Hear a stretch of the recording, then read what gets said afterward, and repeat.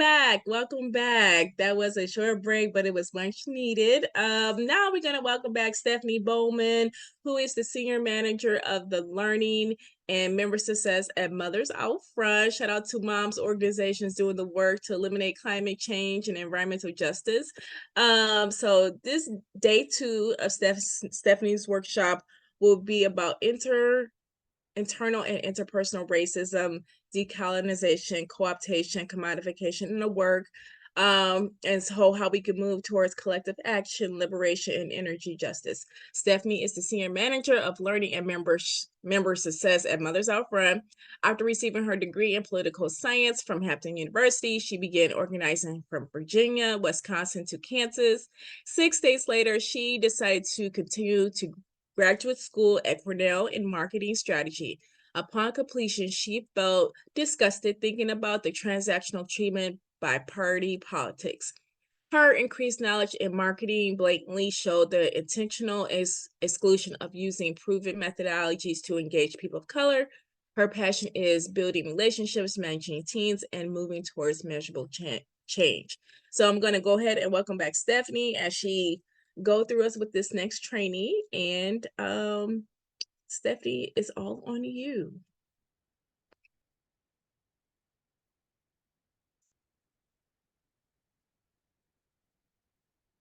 And I'm not sure if she's talking.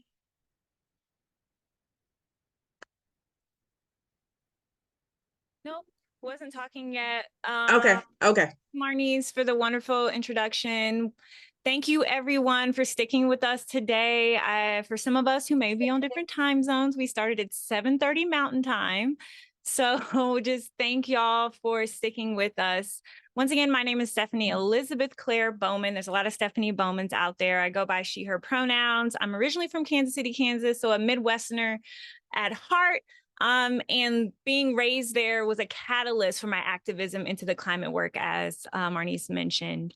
I'm honored to be here. This is my 3rd year. And I'm also really honored for us to be leaning into internal and interpersonal racism. This is a 2-part of really a longer series of trainings and workshops that I do.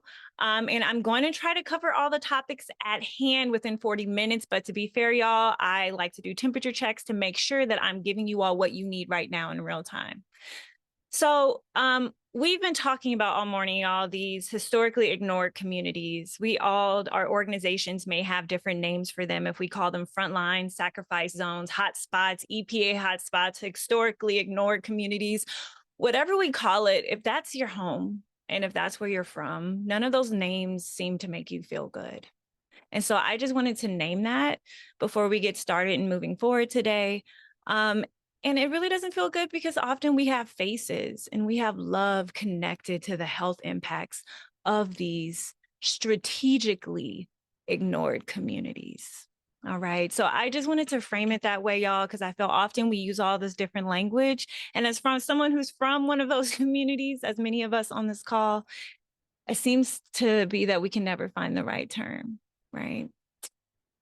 Okay. For those of you that don't know, yes, I'm a part of Mothers Out Front. We are a mothers organization that organize mothers and others. We don't exclude if you are a grandparent, an auntie, mama, whatever it is, there's space for you in our movement.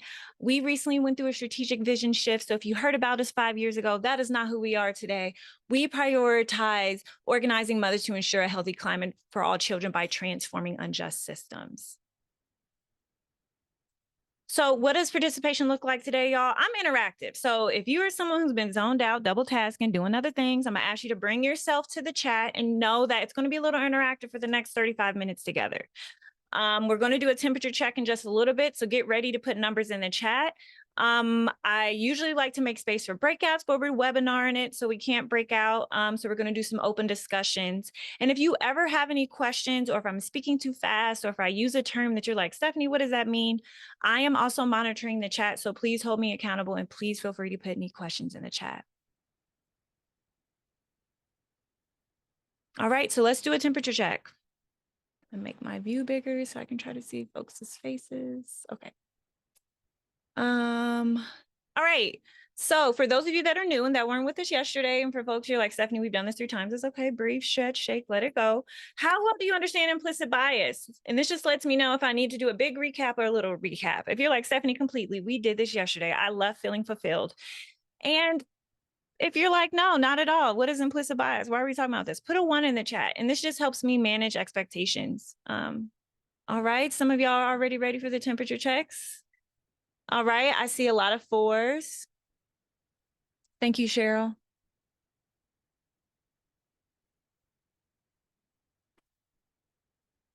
All right. I see a few 1s. I see mostly 4s and 3s. All righty. Welcome, welcome, welcome. Thank you all for being so interactive in the chat. All right. I'm putting a line to reset our temperature check. And so okay, I will definitely do a recap. Thank you, Michelle. Where would you like to focus more time on today? I got a different feedback from folks, some direct messages, some folks reaching out. So on one side, we could spend a lot of time on interpersonal. If you're like, ooh, Stephanie, interpersonal is dealing with people in power. That's where all my struggle lies. Go ahead and put a 5 in the chat. Okay. And if you're like internal, I think some of our problems, people have some self going on. Go ahead and put a 1. And if you're like, I wouldn't mind doing evenly a little bit of both. Right, you can go ahead and put 3 in the chat. So if you're like, ooh, I would love to prioritize interpersonal, go ahead and put 5 in the chat. If you're like, internals are our biggest struggle, go ahead and put 1. And if you're like, I would kind of like for us to have an even breakup of both. Okay. Looks like 3s are winning. So if you don't want 3s to win, I suggest you vote because it looks like 3s are going to be where we are. Okay. Giving folks a few more minutes. Thank you, thank you, thank you. All right, so we will do an even mixture of both. Y'all hold me accountable. That means we can't spiral too much as we're diving into the ladder. Okay, and for folks who were here with me yesterday, this is more of a temp check. Did any of you all complete the bias self-assessment? And so if you did, put a 5, say, yes, I did it, done. I identified my problems and what I need to focus on. And if you're like, life was life and I kind of started it, I lost the link, go ahead and put a 3 in the chat. And if you're like, not at all, what's the self-assessment? Go ahead and put a 1.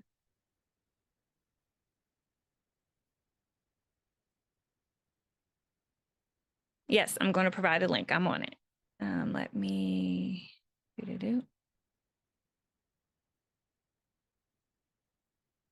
Yes.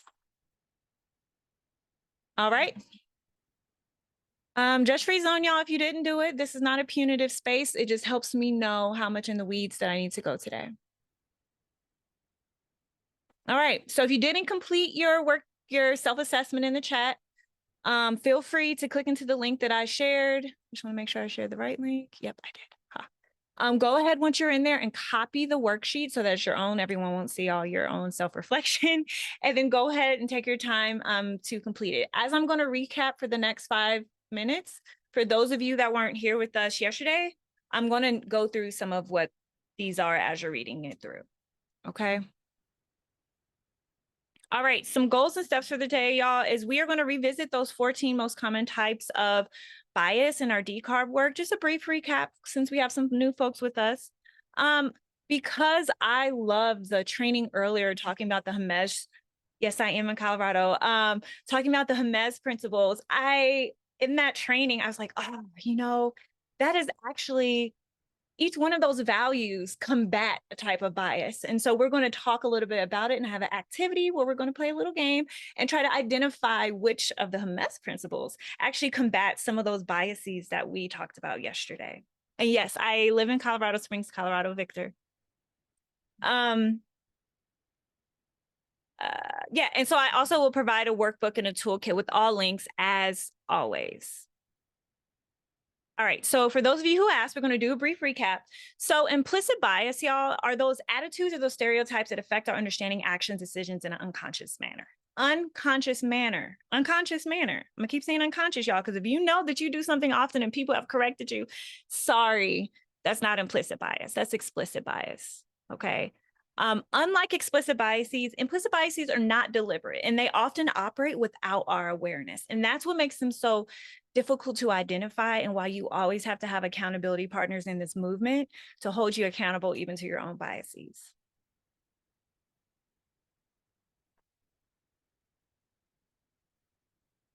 All righty. So let's bring it back to this example we talked about yesterday. So have you all ever forgot that you were wearing your glasses? Like you either left them on your head or they were just directly in front of your face and you didn't even realize consciously that you were wearing them, right? That is often how bias can feel. And so we're going to do a brief recap um, of some of the biases. And if anything resonates with folks as I'm talking about it, go ahead and put a plus in the chat or be like, affinity, yes. Just so that folks can know that what you're dealing with, we're not alone. We're not in silos. This is a systemic through organization, through our interpersonal relationships we even have with power structures. All right. So we have status quo bias. I try to find the most basic looking glasses, of thus your preference, judge-free zone. We have status quo bias. So that is the preference for maintaining those current practices and resisting change. For folks who are part of the old guard, I love y'all. Y'all been holding it down for multiple movements, okay? But status quo bias is one of the ones I encounter most across generations, especially in our older generations, where they're like, Stephanie, I don't want to do it that way. I know it would be a little bit more equitable, but that seemed like extra work. And we've never done it that way before, right? And so status quo bias often is something that exists in our baby boomer, in our Gen X, where they've been operating in these systems for so long that even the idea of the discomfort of changing in itself is uncomfortable, even if it's for the good, right? So then we have affinity bias. That is preferring to work with people who are similar to your oneself. So I've tried to pick the flashy glasses. You tend to find that flashy people may gravitate to other flashy people. They may even meet up at some of your events. You're like, man, why are the flashy people who are wearing all the same colors? They're hanging out over there. There's this natural affinity bias that many of us has where we prefer to work with people who are similar to us. For some of us who are Black or African descendants of slavery, part of it is rooted in safety, feeling safe, interacting and building relationships with folks. Then there's confirmation bias. So that's when we're favoring information that confirms our pre-existing beliefs or assumptions. This is a lot of difficult bias for many of us who do climate work because we're not in denial that climate change is real. But we often have to look up and research our counter narratives to ensure that we're not being rooted in confirmation bias, right?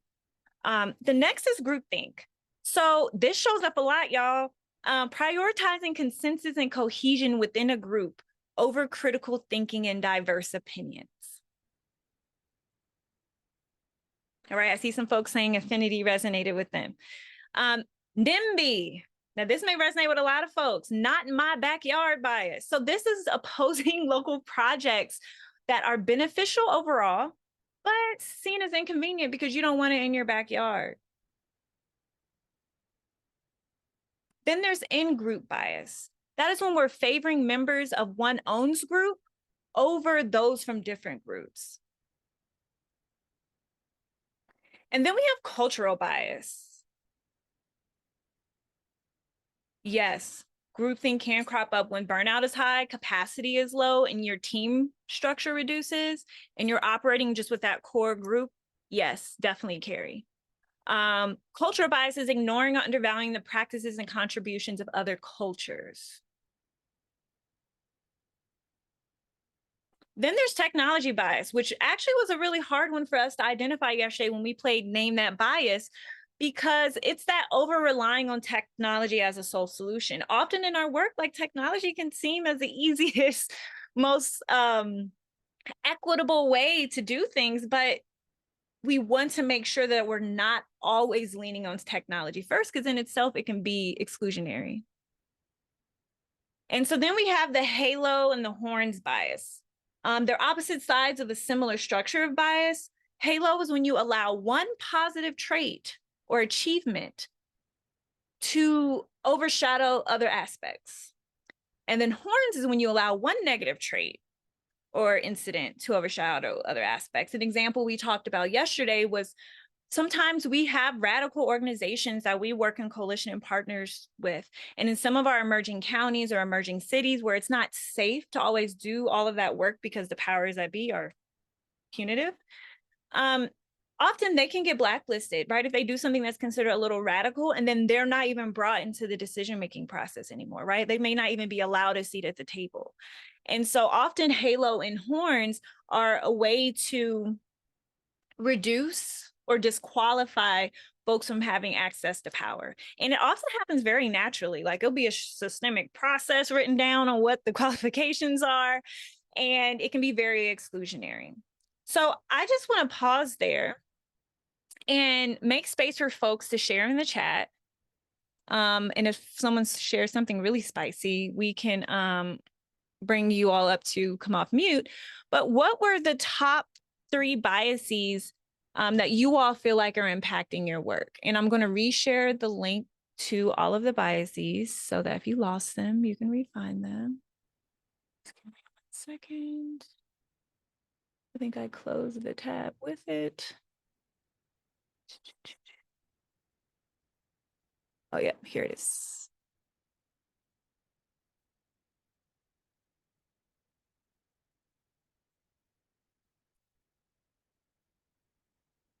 Somehow I lost it. Okay. Yeah, so the prompt is, as folks are waiting for me to get the link, is what do you feel like are the top 3 biases that you feel like are impacting your organization or your work specifically? Like if there's a project that you're working on where you're like, ooh, Stephanie, now that you named it, this bias is the one I feel like is holding me back. Just name what you feel like those 3 are. Perfect, I found the link again.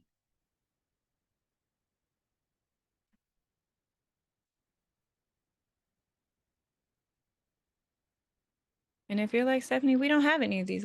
Oh, thank you, Marnice. So yeah, status quo, groupthink, and in-group. And often when an organization grows, like its stages of development grow, if it's your staff, if it's your leaders, often status quo, groupthink, and in-group are like a natural bias that occurs. Yes, affinity. Yes, for those of you that are just hopping into the link that I just shared in the chat, this is a tool I provided yesterday. The very first column is the definitions that you asked for. The second are different tactics that often we try as organizations. And in our last prior sessions, we shared in different breakouts, and I condensed all that information into this table.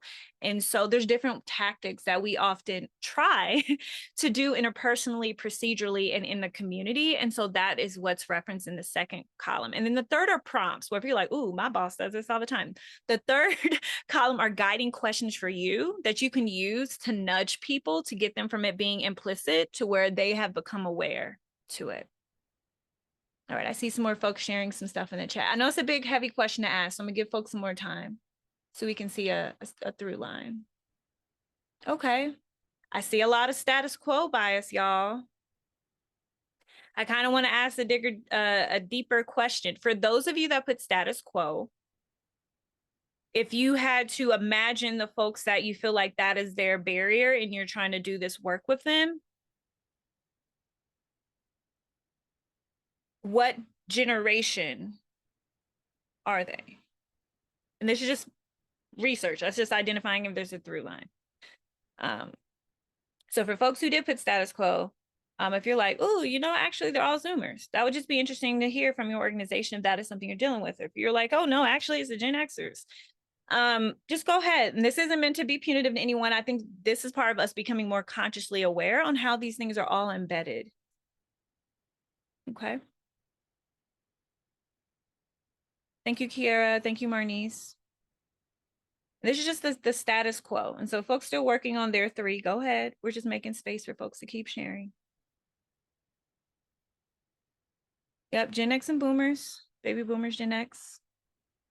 Yep, and if you're a Gen X and you're a baby boomer, y'all don't take it personal. This is us just having a conversation and a generalized conversation about some things that we may see when we're having these biases. And the important thing to remember about biases, y'all, is some of us, we inherited, right? That's something we talked about yesterday. If it's from values that our grandparents and great grandparents shared, if it's stories and things that we learned where we pulled values from them, and it's those unconscious associations that we have when we're working with various groups of people and communities. And so, as my mama would always say, the longer you live, the more associations that you have. And so it's just a revelation. All right. Thank you, Cheryl. Ageism. Yes, definitely. I see it both ways. Definitely. I see younger people with the status quo bias too. If they're uncomfortable in the status quo, absolutely. Or the burn it down bias. That should be its own, where it's like, hey, if it's not working, let's burn it down. I'm often having to mediate those conversations, combine boomers and Gen Xers. Okay. Well, let's bring it back before we start getting to the generation work, y'all. And so let's just look at where we had some through lines. So it looks like a lot of folks said status quo and groupthink. And groupthink over here, and technology and in group. Not in my backyard. Yes, that resonates with me, Vea. Halo and groupthink. Yes, sometimes once some groups get the stamp of approval, y'all, they can just do anything. And I'm like, but they're struggling. Really great org is over here trying to lift themselves up. And y'all not even gonna give them any credit. And so that is sometimes how like a meritocracy rooted system can feed into these biases, right? Like the halo bias. I'm just scrolling down. Thank you, Laura. Affinity, status quo, and cultural. Yes, definitely. Okay, I'm going to keep us moving because we could stay here in biases all day. These two tools I'm going to share back at the end of this session so that you all can reference them. Please make copies, turn them into your own tools, add better questions that can help you move folks. This is just a great foundation of a tool that you can share out amongst your peers to help them nudge folks in becoming more conscious of their bias. All right. So we already did that. Okay. So we didn't talk about culture yesterday, and I realized that I just wanted to name what culture is. Not that we all don't know, but we all may have different living definitions. And so to ground us before we go into this next activity, I just want to talk about what culture. So we know that culture refers to our knowledge, our experiences, those beliefs, those values, those attitudes, those meanings, religion, notions of time, roles, concepts of the universe, material objects, and possessions acquired by a group of people in the course of generations. And this can be individual or, like I said, based on group striving, or for some of us who are from descendants of slavery, surviving. And there's all of these things that are embedded in our culture. And then in our organizations, we have our own culture. We have either your coalition culture, you have your team culture, your project culture, your campaign culture, if you're executing campaigns. And the longer you swim in a culture, the more invisible it becomes. And so often when new people come into your organization, they are the best culture checkers because they have not been swimming in it that well. They can call out and identify things. And so when you have someone new who comes into your organization, if they point something out to you and you become defensive, it can be well-intended defensive. You're like, oh, I don't want to do all this extra work. That can still be rooted in status quo bias, but also you could be perpetuating white supremacy culture depending on whatever it is that they're pointing out. And so the reason why I want to name this, y'all, is the point of this activity isn't for us to solve all the problems of the universe today. We can't do that in 22 minutes.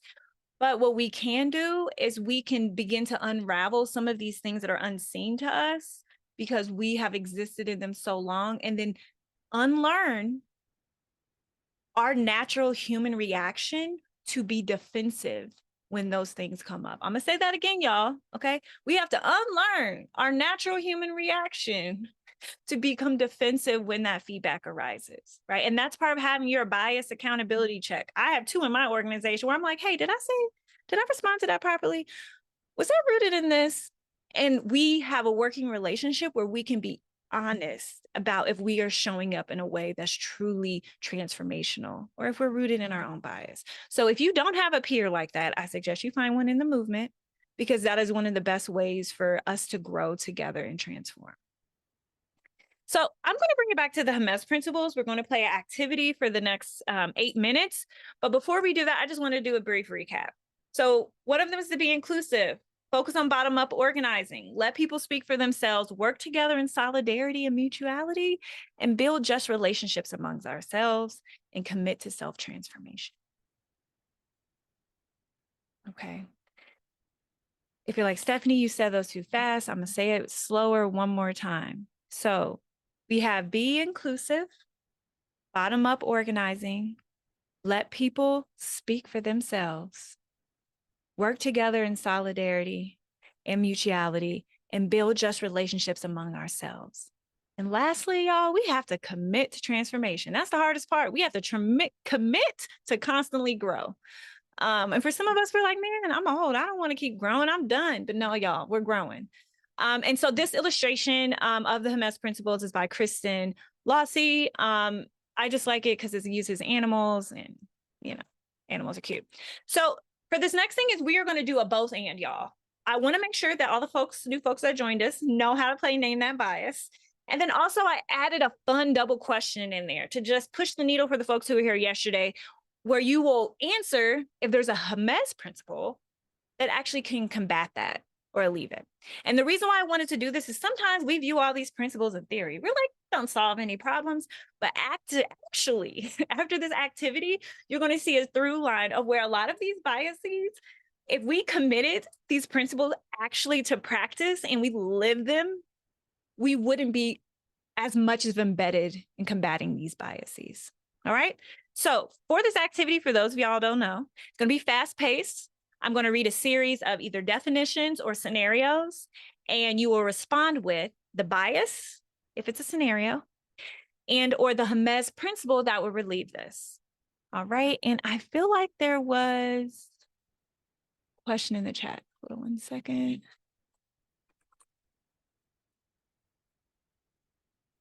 All right. I think we are there. Yep. Okay. So affinity bias, y'all. Affinity bias is preferring to work with people who are similar to oneself. What this principle will relieve this, y'all?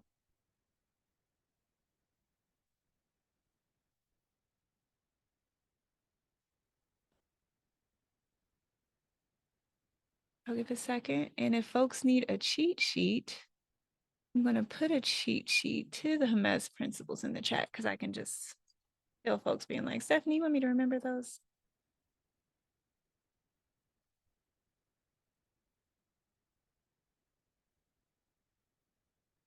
All right, I'm gonna let the awkward silence be a little bit more awkward so folks can get in and kind of think about what the answer could this be. So for folks who said affinity bias is showing up in your organization, I want you to think about which one of these be inclusive. Yes, thank you, Carrie. Yes, be inclusive. So the principle emphasizes the importance of including diverse voices and their perspectives, countering the tendency to prefer working with similar individuals.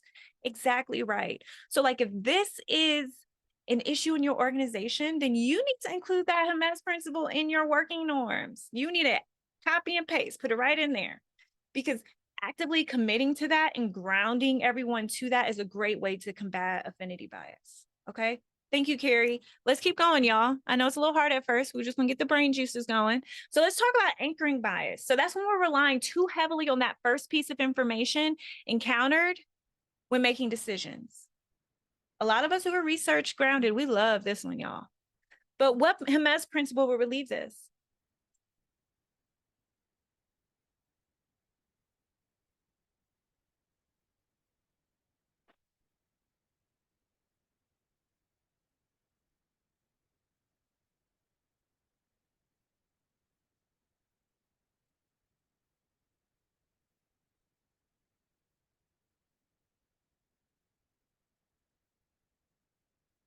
All right, I'm giving a little bit more time if someone's a slow typer. Yes.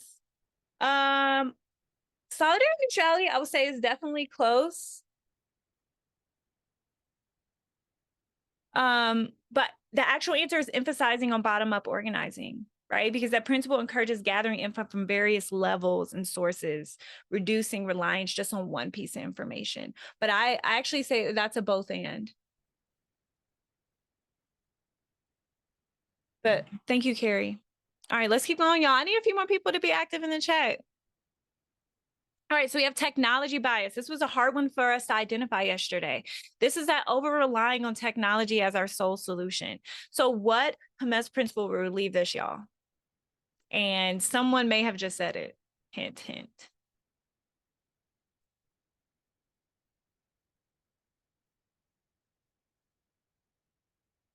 So the answer is working together in solidarity, y'all, and mutuality. That is where we have to balance technology solutions based on the human collaboration and the needs of the diverse strategies that we're implementing together.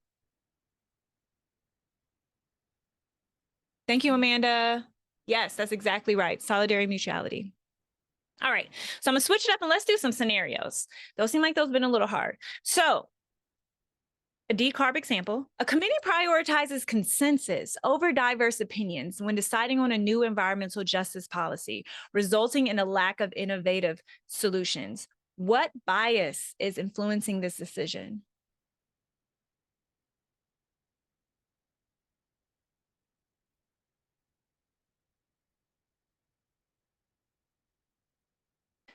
Confirmation bias is close, but it uses the language prioritizes consensus over diverse opinion.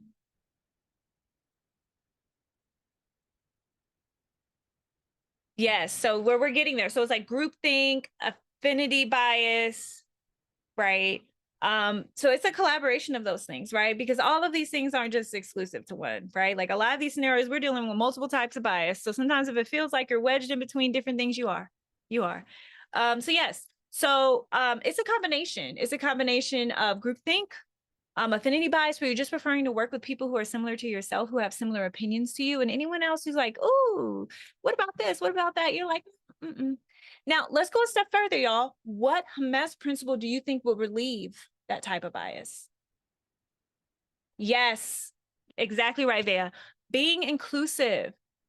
And I know everyone's like, oh, Stephanie, we keep saying being inclusive, but it's necessary when we're talking about being inclusive, even in how you receive feedback. If you have a preconceived assumption about a community, oh, they live on the south side, oh, they live on the north side, oh, they came from this part of the city, and you already have that in your mind as they are speaking for their community, and that prevents your ability to have empathy, then yeah, we have to be inclusive, y'all, even inclusive in how we receive feedback. And that's the hard stuff. All right. So attribution bias, y'all, that's attributing success to personal abilities and failures to external factors for oneself, while attributing other successes to external factors and failures to their personal abilities. What Hermes principle will relieve this? And the reason why I brought this one up, we struggled to answer this one yesterday. So what Hermes principle do we feel like will relieve this?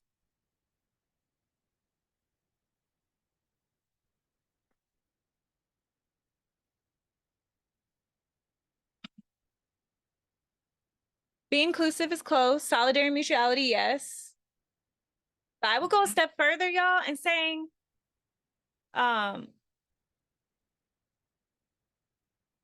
self-transformation, yes, definitely. Working together and also letting people speak for themselves. There is no better way to combat attribution bias is by letting people speak for themselves. If you're attributing your successes and failures to your external factors or for yourself, and then you attribute the failures and successes to other people's personal abilities, that to me seems like that person needs to advocate and they need to speak for themselves and talk about all of the things that they had to consider in order to execute a campaign. So this is one of those both and, right? Solidarity, mutuality is making space for folks to say that, ensuring that we're building just relationships and we're doing self-transformation because we're going to make space for their feedback. Okay. Great. All right, so here's another scenario. A community rejects a decarbonization proposal because it was suggested by a group with a previous unsuccessful project. Despite the new proposal's merits, what bias is influencing this decision, y'all?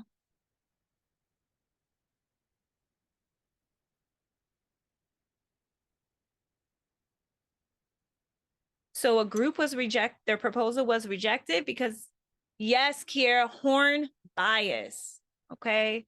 Horn bias often happens to frontline communities, especially if the folks showing up, we show up in a very radical and angry way because we're radical and we're angry because our communities are being polluted. And they'll be like, I should get approved. They always showing up a little radical. Yes, horn bias can really impact our ability to grow and advocate for the communities that we need. So let's go a step further. What Hermes principle will relieve this? So if this is you and this is a horn in your organization, what principle do you need to put at the top of your agenda to combat this? There may be several, but yes, solidarity. Solidarity and being inclusive, right? Often we say inclusive like that just means you get allowed in the room, right? But we know that inclusive is a little bit more than that, right? It's not just letting me in the room. It's making sure I have a chair. There's space for me at the table. I have time on the agenda to speak, and I'm not going to be interrupted, right? Inclusive isn't just let me in the room and shutting the door, right? And so I feel like that may be something you need to make explicit. If horns is something that pops up a lot in your organization, you need to make explicit those 5 steps on how they navigate through there. Thank you for that. All right, so I'm going to do 2 more, and then we're going to move on because I want to keep us at time. Hopefully this is helping people connect the line from yesterday to how we can combat this in our work and in our practices, as well as with the tool I provided to be able to coach and reel people in or cast them out, you know, whatever fits where you are organizationally. So now we have confirmation bias. So this one, we're favoring information that confirms a pre-existing belief or assumption. Someone named this earlier. So what Hamas principle will relieve this? Yes, exactly. Wait, did someone just share that, or was that from the last question?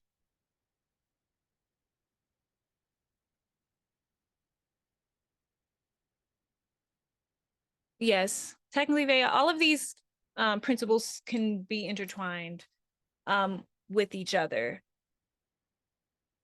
Yes, it is an internal part of each principle. But making explicit what inclusive means is maybe an organizational pain point that you need to do, because folks come in with their own inherited knowledge of what inclusive means. And doing that delineation, like the example I gave, is something that we have to do in order to help some of our folks better understand that it's not just letting us in the room. No, definitely. So yeah, so the answer to this one is to work together in solidarity and mutuality, right? We have to collaborate with others who have different perspectives, and we have to challenge our own pre-existing beliefs and assumptions. Bottom up, yes, bottom up organizing could fit here too, right? Because if you make space for authentically grassroots campaigns where the community feels empowered, then bottom up organizing will combat confirmation bias. But to be fair, let's just name it. Power structures are real. So if your decision makers, let's say it's 6 people, their top struggling bias is confirmation bias. Ground up organizing can only do so much. So it may have to be a both and approach, right? Where you dismantle and try to coach the folks who are unmovable. Coach folks who are movable, identify the folks who are unmovable with this confirmation bias, and create a plan to build a power structure that would be conducive on receiving bottom-up organizing. So I just wanted to name that.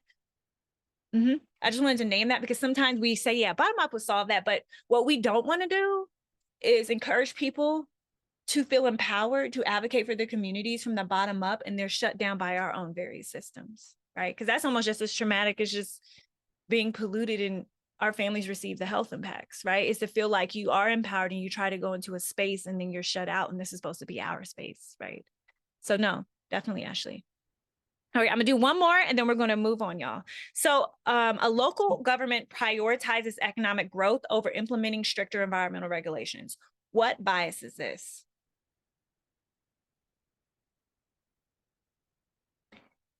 We are all heavily impacted by this bias.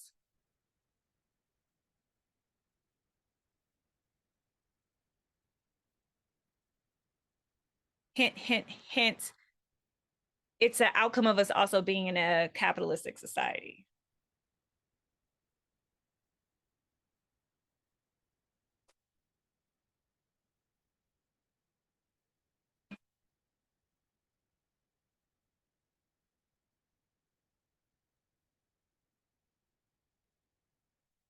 All right, I'm getting none, but I want to keep us on time. So this is economic bias, y'all. Often we're competing for money, we're competing for resources. But unfortunately, sometimes there's a bias that's rooted in that, where outcomes will be prioritized because they have economic growth over the actual considerations that we need. And so economic bias, I would say, is a through line through a lot of the work that we need, where we often have to consider what is the economic growth in our communities. Okay. Well, I'm going to keep us moving on, but I'm going to do a brief recap. So if we took our Hermes principles and threw them up on the wall and we put which biases will be combated by incorporating this norm and making it a priority in your organization and their strategic process, be inclusive, affinity bias, Horns effect, in-group bias, cultural bias, emphasis on bottom-up organizing, anchoring bias, status quo, letting people speak for themselves, attribution bias, optimism bias, work together in solidarity, mutuality. You can tell there's a lot under here, y'all. Confirmation, groupthink, halo, not my backyard, technology, and then build just relationships among ourselves. That is groupthink and economic bias. And then the last, y'all, committing to self-transformation, that is all of them, right?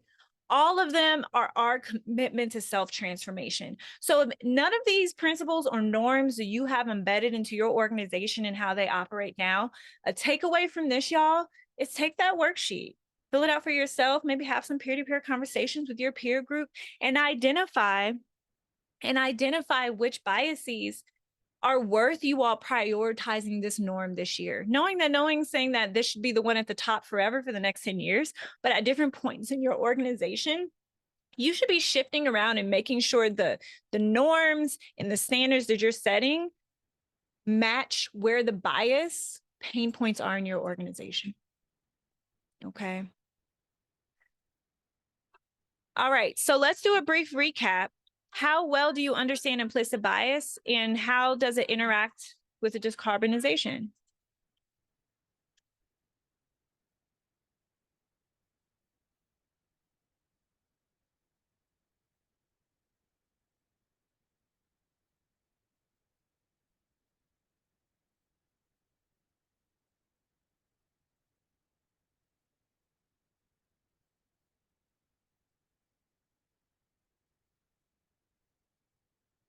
All righty, this is a just free zone, y'all. This is just a temperature check to seeing how effective it was to connect these two and if it was helpful. So how well do you understand implicit bias? Put a 5 in the chat. You're like, completely. I could reteach this training, Stephanie. This is so great. If you're like, I'm still a little uncomfortable, go ahead and put a 3 in the chat. Judge free zone, y'all. And 1 is not at all. Like, I still don't see it. Why are we even talking about it? Okay, and this just helps myself as well as the Midwest Decarb team to see where folks are and if this has been helpful. Okay, I know we wanted to have a little bit of time for internal racism, and I just wanted to do a time check because I feel like I have 4 minutes. Is that right? Let me see where you at, Stephanie. 2 minutes. Thank you, Maggie. Hold me accountable. Actually, we can move that up because we just took a break. So you can go until 1. I just wanted to make space for questions too. So I just was Yeah, trying to. you can go to 150. Okay. For those of you who said, Stephanie, I really wanted to get an even amount, all those 3s in the beginning that said, hey, I really want to get an even amount of internal versus interpersonal. We just spent a lot of time on interpersonal. We named some of the biases, we named some Hermes principles that we could connect, but this next part, we're going to shift to internal. And before we shift there, y'all, I just want to say internal hits us different. Okay. If you are Black in America, if you are Latinx, if you are Indigenous, internal racism is embedded in how many of our families survived. And so I just want to frame it that way because often folks are like, just talk about it like it's okay, but it actually impacts us all slightly differently. And so I just wanted to name that before we go into the next slide, okay? And so hint, if you are a white person on this call, this isn't meant to be harmful, but it is to be eye-opening because many of us have existed and shown up in a way that we want you to see our full navigation on how we're navigating in this society so that you can be a partner with us in advocating for our communities. And sometimes our inability to see this can make it really difficult. And to be fair, sometimes we don't have enough emotional capacity to coach folks along. So I'm hoping this is helpful and this is a resource and all these slides will be provided. So let's get into internal racism, y'all. So internal racism can show up in a lot of different ways. One of the ways that internal racism can show up is in self-criticism. Okay, and as I go through these, y'all, if this resonates with you, you're like, ooh, self-criticism is my struggle. Go ahead and put it in the chat because you're not alone. This can be disliking your own features. It doesn't help that America has these European beauty standards that our children that we were raised and embedded in. And so often internal racism can show up in self-criticism. If it's our skin color, if it's our hair texture, if it's our cultural practices, it's what we feel comfortable wearing. That's why many of us, we may wear African print on Juneteenth, but do we wear it all year? I don't know. Some of it has to be based on where we live. Do we feel safe? Then there's negative self-stereotyping. That's believing and spreading harmful stereotypes about your own racial group. Often this can happen in in-group settings. People are like, oh, you know who's always late. And these things over time, they can cause us to have our own internal racism. All right. I would say coming from an African descendant of slavery family, we use humor to deflect negative self-stereotyping. Is it okay? No, but it's often a normal trauma response for folks who are dealing with internal racism where they use humor to deflect. Yes, currently recovering from Black excellence. Yes, I'm a Hampton University graduate, y'all. Black excellence is our tagline, okay? And it is very difficult to strive for perfectionism in a society that no matter what we do, a lot of things will never be viewed as perfect, right? Then there's cultural assimilation, trying to fit into the dominant culture standards and distancing oneself from our own racial group. Sometimes, y'all, we have to do this to survive, right? Like if you're trying to get to a certain job, you're like, your manager compliment or doesn't compliment your hair or says a comment. Those are all those things that when I say that what makes internal racism so hard to name and even deal with is that a lot of it are surviving tactics, right? Then there's resignation, y'all. That is feeling powerless to change one situation due to the internalized beliefs about our racial inferiority. I'm going to say that again. Feeling powerless to change one situation. And the reason why I'm repeating it again, y'all, is often if you're going door to door, or if you're making phone calls, or if you're sending text messages, all of us have had a reply where someone is like, I don't feel like I have the power to change one situation. And in that moment, often we will put it on ourselves to try to persuade them that we are somehow going to empower them to feel like they have the power to change. And I would just name that, yes, that is our role. But at the same time, when it's connected to internal racism, it's a little bit harder to coach out because for many of us, this has been passed down generationally, right? So let's go to how do you combat it? So we know that recognizing and understanding internalized racism is the first step that we need for overcoming it. So we can do this by embracing self-love and celebrating our own unique racial and cultural identity. Individuals can counteract these negative influences. This can be something as simple as complimenting when someone shows up as their authentic selves. If you know that there's someone who, I'm just going to give a hair example, someone who always straightens their hair and they have expressed to you as their peer and their manager that wearing their hair natural gives them immense anxiety because the world treats them differently, then when you see them wear it that way, like nothing is more helpful than a nice, beautiful compliment. Okay, being like, you look really nice. I actually really like your hair like that, because we are combating with our own internal struggles. Now, if you're the worst compliment giver, I'm not saying go outside your comfort zone because it could spiral, but that is just one gentle practice. Now, we can shift from internalized racism to self-love. When we are combating this, we focus on self-acceptance, positive self-affirmations, cultural pride, and empowerment. And so, although internalized racism is something that we all are processing, how we show up in the world with it, it's important for us to know that we can have pride in our culture without being anti somebody else. So I can have a Black Power shirt on and reparations are owed on my back. And it doesn't mean that I don't think that you deserve something over there for you. If that's your different culture in your segment group, I'm just speaking for mine.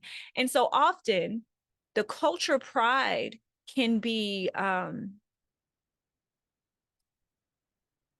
viewed and responded from our white allies in a very defensive way. And so if you're a white ally and you've seen someone in a Black Power shirt, or you're seeing someone that's like laying back now, and when you read that, it makes you feel othered, I just want you to take a breath, knowing that othered is part of us living in America. We all are uniquely different. And just know that many of us have existed this being othered our entire lives. And that slight moment of discomfort, many of us have lived in. And this isn't like a, oh, oppression Olympics or anything, y'all. This is just naming what it is. And so part of us gaining more empathy for each other is us as Black people, or as a people of color, acknowledging that, yeah, you may be experiencing some levels of discomfort right now if you are the only white person in the room, right? But in the same regard, in reverse, often we have navigated or descended from folks who experience multiple generations of surviving that way. And so that's why there's this double-ended sort of internalized racism where it can impact us uniquely and in different ways. All right. And so with that, y'all, some tactics to address implicit bias. Become aware. This meeting right here is the first step. Learn, listen, and recognize. Listen is the hard part. We have to stop being defensive. If we're wearing the same team shirt and I'm giving you feedback on how you are playing, you have to receive it. And the reason why I say you have to receive it, because if you view me as a valuable thought partner and you respect my culture, then you have to listen. And if it's hard for you to listen, you need to notate it and you need to work through it, because it's not our place to have to yell to be heard. And so with that, I just want to say thank y'all. Thank you for having me. Please complete the implicit bias self-assessment. This is a longer series of trainings that I do at Mothers Out Front, where we dive into systems of oppression, how it shows up in our work. And if that's something that sounds interesting to you, I will share my email in the chat.